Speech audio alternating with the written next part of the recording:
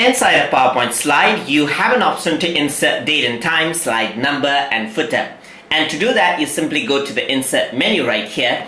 And over here, you can see that there's date and time option. So simply click on here, and you can see that you got option to insert date and time. So if you were to click on this, there's one option to update it automatically. So whenever the slideshow is opened, then it'll update the date automatically if I were to choose this.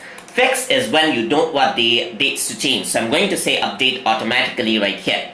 You can also include slide number, so you can see that it actually is appearing over here. So slide number adds the slide number onto the slide itself.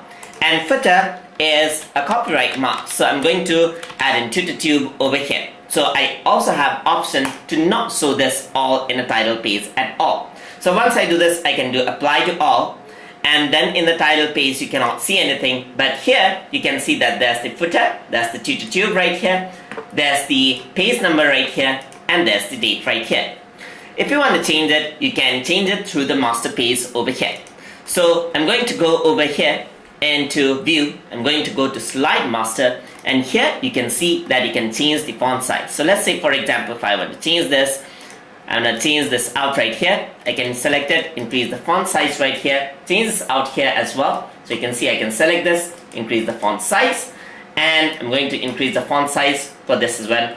And for this one, let me just change the color as well, and then increase the font size, just like this.